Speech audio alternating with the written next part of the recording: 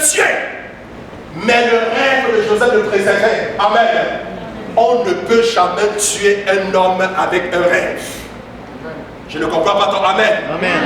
On ne peut, l'ennemi ne peut jamais détruire un homme qui a une vision. Jamais.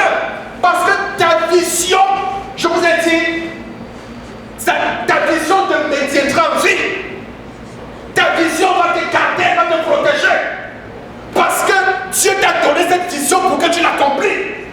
Et aussi longtemps que tu es sur le chemin de l'accomplissement de cette destinée, de cette vision, rien ne pourra t'arriver. Bien aimé, même si tu traverses les eaux, la Bible déclare, les eaux ne te submergeront pas. Si tu traverses le feu, les flammes ne te consumeront pas. Quelle que soit l'adversité, quels que soient les dangers, quels que soient les problèmes auxquels tu fais face, l'Éternel sera constamment avec toi. Parce que tu as un rêve à accomplir.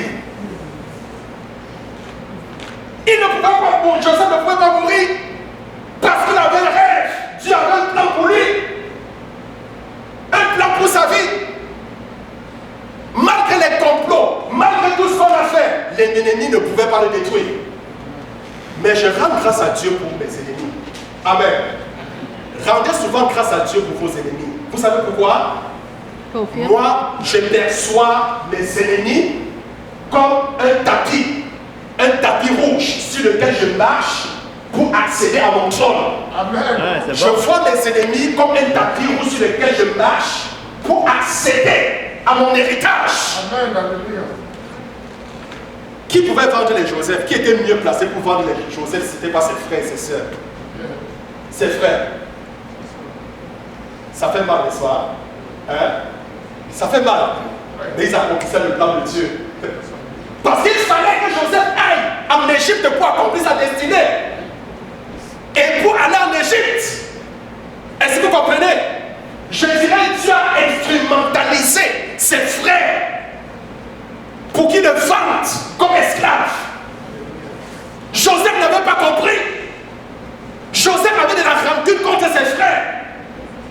Dieu le faisait parce qu'il savait ce qui attendait le peuple d'Israël. Il savait qu'il y avait une famille qui allait frapper le monde. Non seulement les frères de Joseph devaient périr, mais le peuple d'Israël devait périr. Dieu préparait ainsi son peuple en envoyant Joseph en Égypte. Mais Joseph n'avait pas vu cela. On a pris Joseph, on l'a jeté dans la cité. Joseph était fâché contre ses frères. On a enlevé Joseph, on voulait même le tuer. Mais Dieu a contourné, on l'a vendu en Égypte comme esclave. Il est arrivé en Égypte dans la maison de Potiphar. On l'a jeté en prison parce que la femme de Potiphar l'a accusé. Que Joseph voulait accuser d'elle alors que c'était faux. Joseph était un homme très beau. Potiphar était allé parce que Potiphar avait confié la gestion de ses biens à Joseph parce qu'il avait vu sur Joseph la grâce de Dieu. Tout ce que Joseph touchait, cela lui réussissait. Alors il a remis la gestion de ses biens à Joseph. Il allait pour un long voyage. Et par derrière, la femme de Potiphar a dit, mon mari a voyagé, s'il te plaît, viens et puis dors avec moi. Joseph a refusé. La femme de Potiphar a déchiré ses habits, disant que Joseph voulait abuser d'elle. Et quand son mari est revenu, son mari l'a jeté en prison. On a accusé Joseph faussement. On l'a traité de tout et de rien. Mais il est resté dans l'intégrité. Le conseil que je vous donne, quand vous avez un rêve, demeurez dans l'obéissance de la parole de Dieu. Demeurez dans l'intégrité. Amen. Parce que aussi longtemps que vous demeurez dans l'intégrité, dans l'obéissance, quel que soit le temps que cela prend, ce rêve finira par s'accomplir. Amen. Et Dieu a fait sortir Joseph de la prison directement pour le palais. Gloire à Dieu.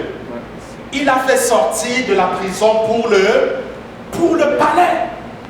Pour le palais.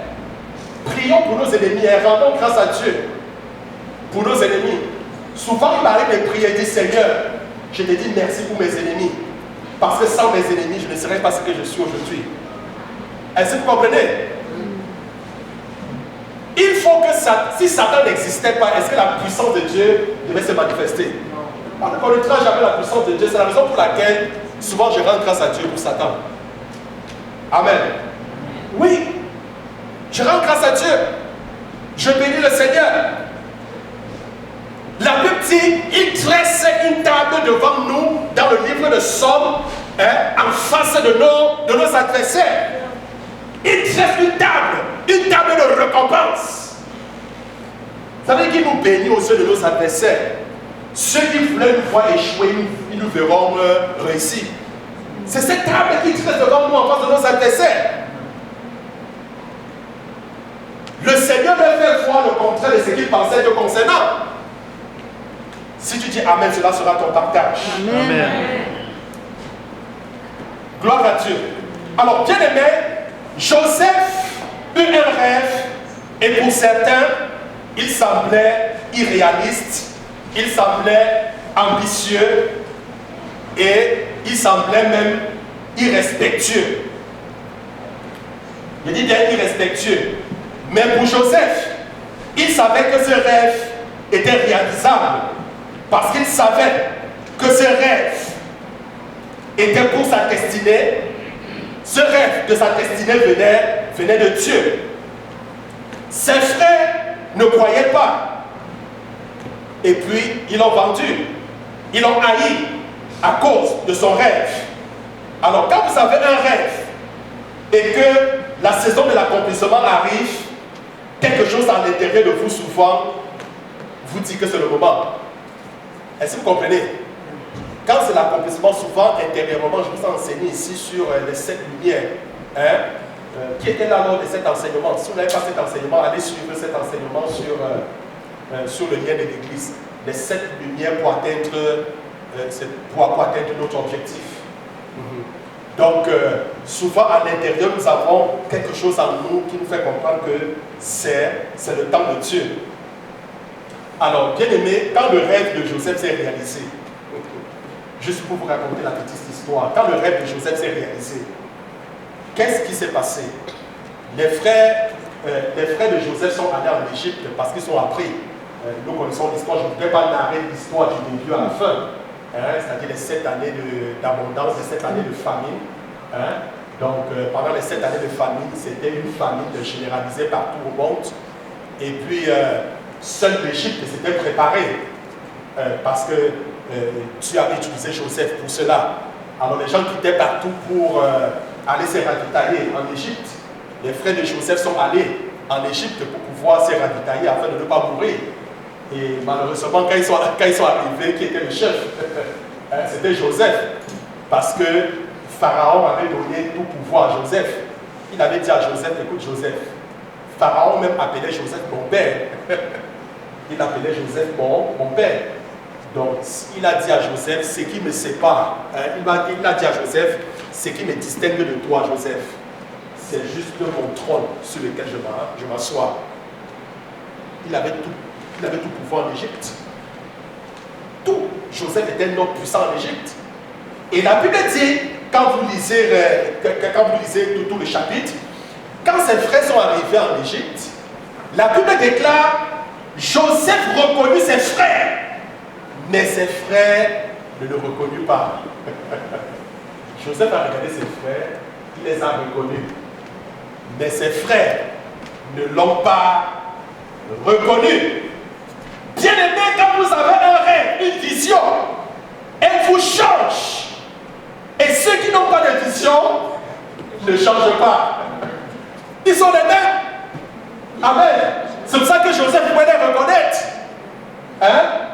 Les mêmes problèmes, la même galère, la même souffrance. Tu es au même poste pendant 5 ans, pendant 20 ans, pendant 30 ans. Pas d'élévation. Tu es en train d'aller à la retraite. Tu es là où tu avais commencé. Tu n'as pas changé. Est-ce que vous comprenez? Aucun changement. C'est pour ça que Joseph l'a reconnu. Mais ils n'ont pas reconnu Joseph. Parce que Joseph était changé. Amen. Joseph était transformé. Bien-aimés, si vous rêvez, dans un mois, dans 2 mois, dans un an, ne vous reconnaîtra pas. Amen. Est-ce que je peux entendre Amen? Un homme qui n'a pas de rêve ne change pas. Ce qui doit changer ta destinée, c'est le rêve que tu as. C'est le rêve que tu as qui va changer ta destinée.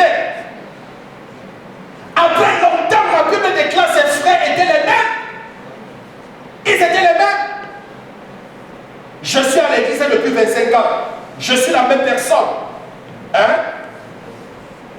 Aucun changement, aucune amélioration. Donc que cela cesse au nom de Jésus. Amen. Que cela s'arrête au nom de Jésus. Bien-aimé, quel est ton rêve ce matin?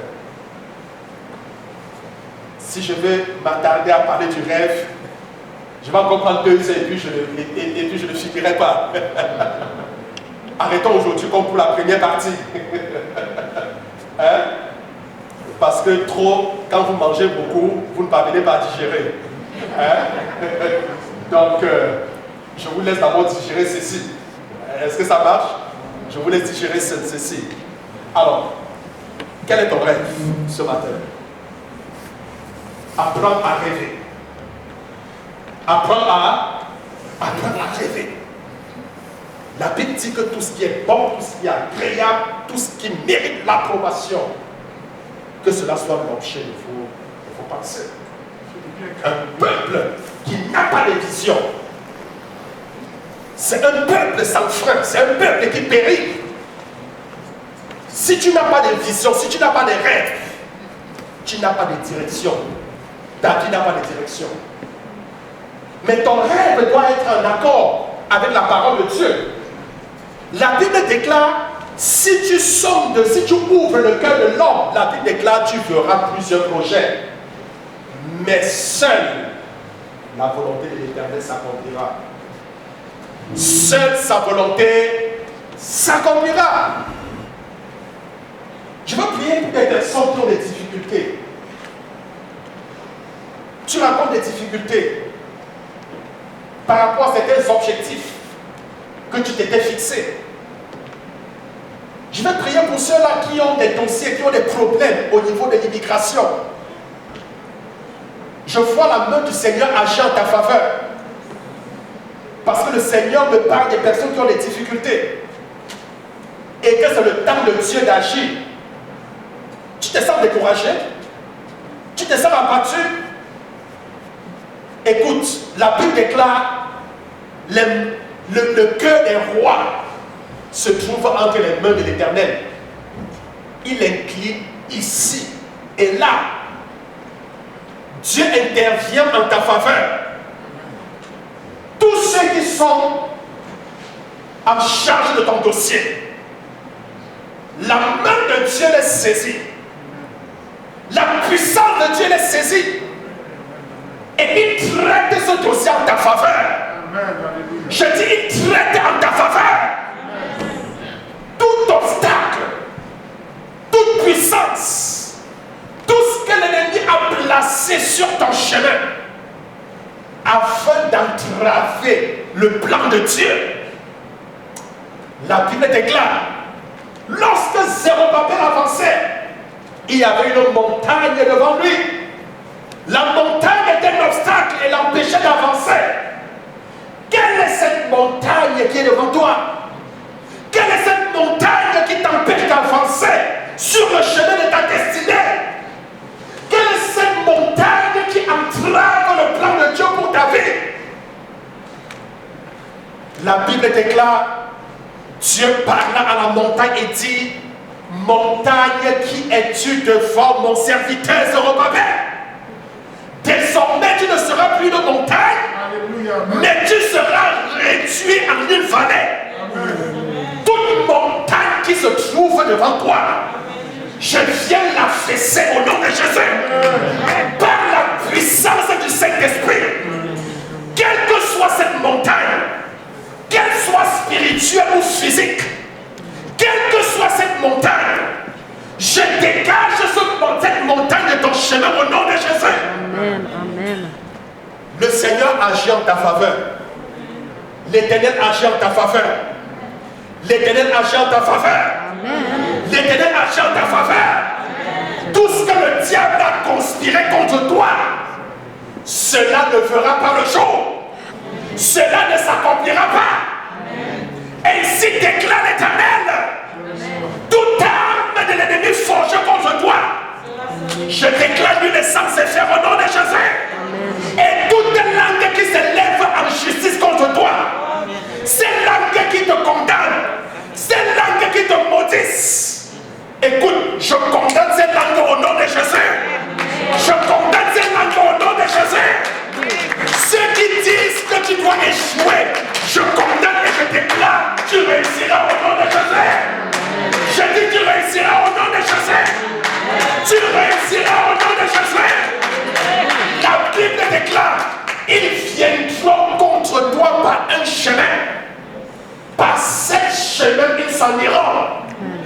La Bible déclare dans Exode 14, verset 14, l'Éternel combattra pour vous et vous garderez le silence.